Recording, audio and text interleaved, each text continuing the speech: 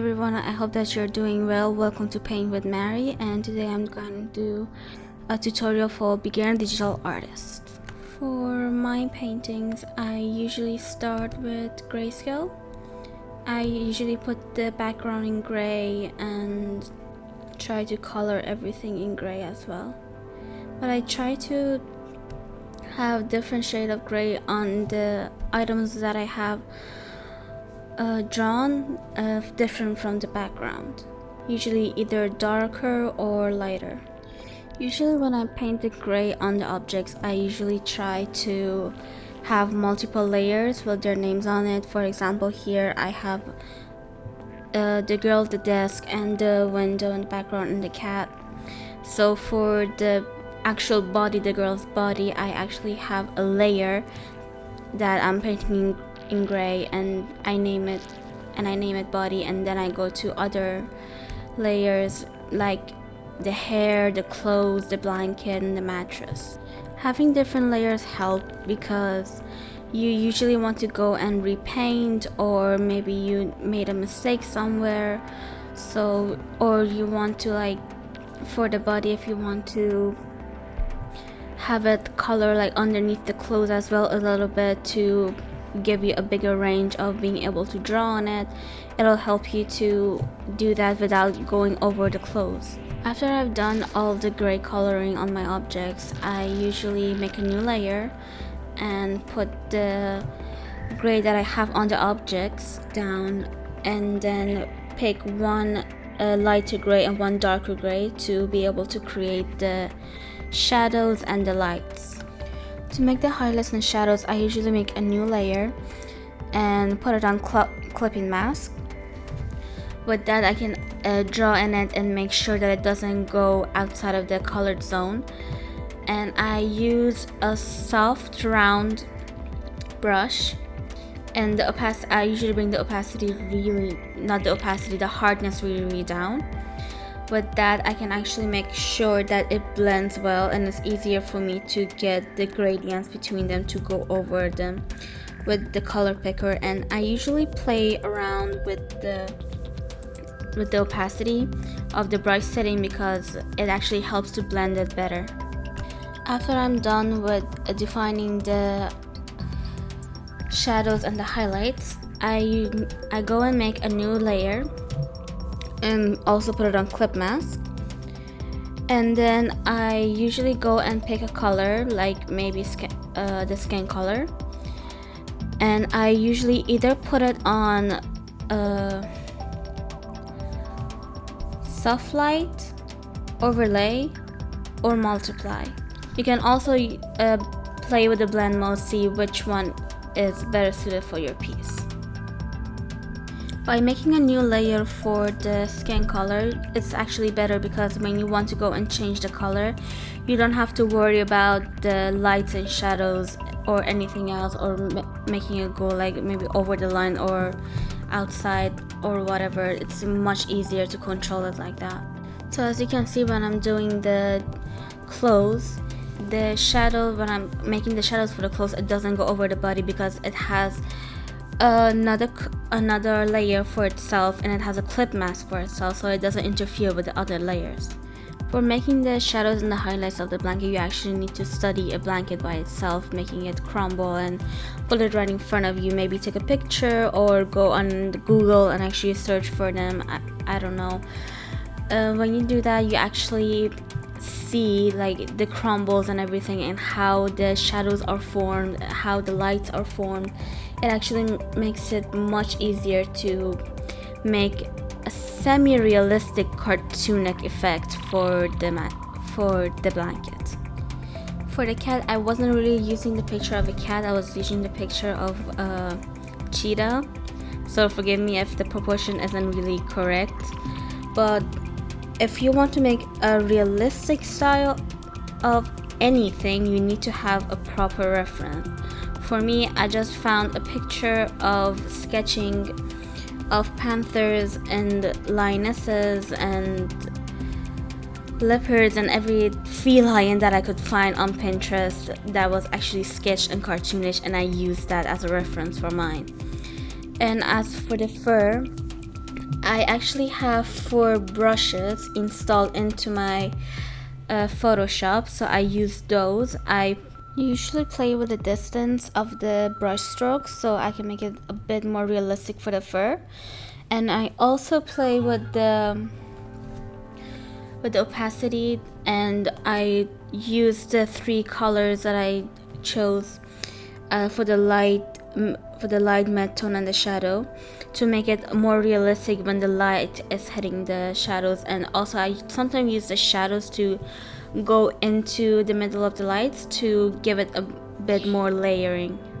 For the disc, I use the perspective lines to make sure where the light is actually hitting, and it's on the side and the surface of the disc, and some of it is on the legs, but the surface of the disc itself has actually made a shadow on it, so I use a perspective line to make sure where the shadow is hitting so I can actually make a clean line for the harsh shadow. And you have to consider the table as a 3D model, so when you actually consider where the light is hitting it, the size that is towards you, it actually goes into shadow, it doesn't go into light. So I took the shadow color and I colored the sides that are actually pointing at me and underneath, and the side that was towards the window and the light was hitting it, I put it as the light.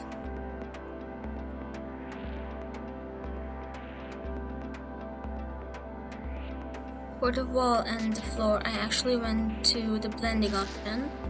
So if you go on layer and you right click on it, on the top there is called blending option. If you go on that, there is drop shadow, there is texture, contouring and everything. So I went on texture for the wall and I choose one of the existing textures, and I just played around with the depth and how light was hitting it on the contouring part and how harsh I want it to be. So I also did the same for the floor, but for the floor I also got a carpeting model. Well, not a model, a picture of a carpet, and I actually put it underneath that, so it has its own shadows, it has its own texture, but it also has the carpeting, so it makes it look more real. I actually seen this done on many of art, both professional and amateur. So I actually recommend doing it. I'm doing it. I found it easier than trying to mimic the carpet. If you want to do it on your own, like try to copy every freckle and everything, that's all up to you. This is just a shortcut. For the background, I tried to paint a bunch of trees in green, but it didn't really suit. So when you see me erasing and then coloring it again and then erasing it again, I tried to make it, but at the end I gave up. I went back into my computer and I found several of my previous works that I didn't show on YouTube with my 2D drawing. These are like the first things that I did on Photoshop, that it was just practice, but they turned out good, so I kept them. And so I used one of those of the mountain and the trees and put it as the background, so it was easier for me that way. But if you have a solid idea of what your background is going to look like, do that. But if you don't, actually if you have works from before like I did, it's good to use them. They're good for like when you're in a bind. For the lighting of the phone and the computer, I actually went and made a new layer and I put it underneath everything, like on that folder. When I did all the coloring, I usually put them into folder. It's easier to manage that way. So when I wanted to make the glow, I made a new layer and put it underneath the base color of the gray. And I use, sometimes if it's like in the day, I usually choose the blend mode as color dodge. but this time I just put it as normal. I brought the opacity down on the brush and I choose the blue color of the screen, and then I just made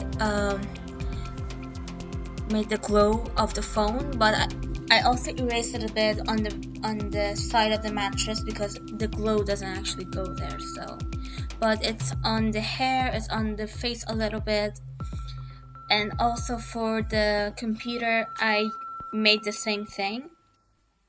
So it's basically the layer is underneath everything, so it doesn't really cover anything. It just shows that it's glowing. That was the effect that I was going for. For the mattress, I wanted to have a design, but I didn't. I knew that I couldn't do it myself because I'm still not that good. So I went ahead and used the shortcut that I told you guys from before. I went and got a mattress picture, a PNG one, if you can find it, it's better.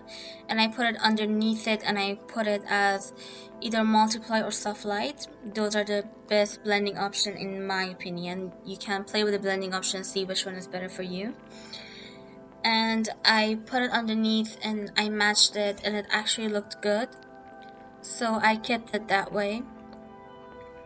And I usually do the same thing for whenever I'm trying to like make buildings and stuff like that. I can't go and one by one paint every window and everything, so I usually choose references and cut them out and then use blending options to blend them in. After all the coloring is done on the main layers for like the body and everything, I usually go back to the line art, and I usually try to either use the lightest color or the shadow color for the line art of almost everything. So where the light is hitting and where I think it looks better, I use the light, and when I think it's better to have it dark, I use the shadow colors. I don't go to the gray one. I just use the color and use a color picker to go over the dress, for example, and I choose the color of the dress to match the line art with it. I do this a lot and I actually find it easier, but you can color it all on your own from the beginning. Some artists do that. For me, I draw it in black and then I use a clip-in mask and then I paint it in. At the end, when everything is done, I usually go back and look at my sketch, sometimes as a whole, sometimes in parts. Like for the blanket, I wanted to give it more waves, more realistic feel, so I went ahead and added more grayscale, the light and dark, to make it more wavy. And that usually helps a lot if you have the actual reference, like a live reference right in front of you, because if you can mimic the lighting from your painting to the real stuff, it actually helps better than finding a picture. Finding a picture helps, but it doesn't always have the same lighting that you want, so it might lead you astray, or you might not get the preferred effect that you want. Well, that's it for this tutorial for beginner artists. I hope that you guys enjoyed and learned from that, and I hope to see you guys back. And please, if you have any suggestions for me, please leave them in the comments. I love to hear from you guys. Thank you, and I hope to see you guys back.